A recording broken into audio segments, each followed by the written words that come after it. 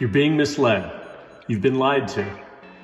You have a belief about the real estate market that is not based on fact, it's based on opinion. The reality is the recession that occurred in 2006, 2007, 2008, that occurred because of the housing market, because of basically the worst loans you could ever offer that put everybody in the current housing market is a response to the federal government's attempt to curb inflation. The problem is, by raising interest rates, it has scared a lot of people into thinking that, gosh, there's not good deals out there, or there's no value in owning or purchasing a home at this time. People are scared, and I get it, because there's three things that go into buying a home: an interest rate, the value or price of the home, and the affordability based on the wages in the area or in your market.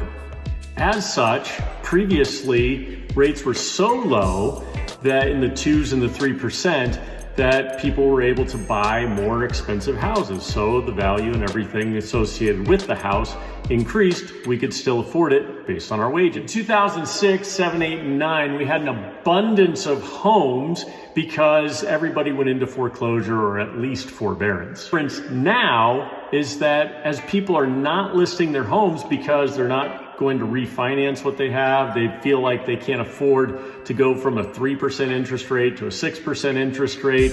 The second the government actually gets a hold of inflation and drops the interest rates back down, we're still going to have an inventory problem. And if you recall, just a few months ago, we were still in this hot market. And if you go back, say 9 months ago, people were aggressively, crazily, at least in our market here in Idaho, throwing $50,000, $60,000, $100,000 cash over asking price, waiving inspections and everything else so that they could get the home because inventory was very, very scarce.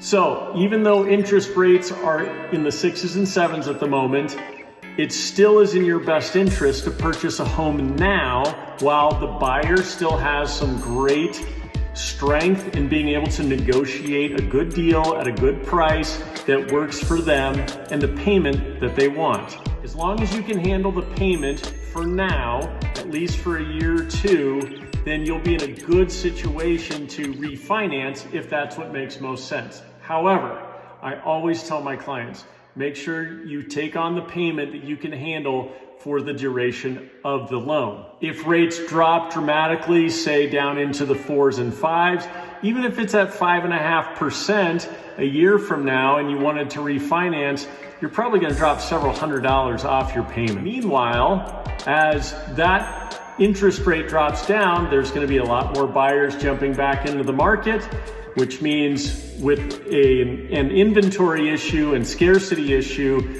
and builders not building at the rate that we really need them to, then that means we're going to probably revisit what was going on 9 months, 12 months ago, where there's going to be a frenzy of people trying to get houses because the rates are so low. So what does that mean for you?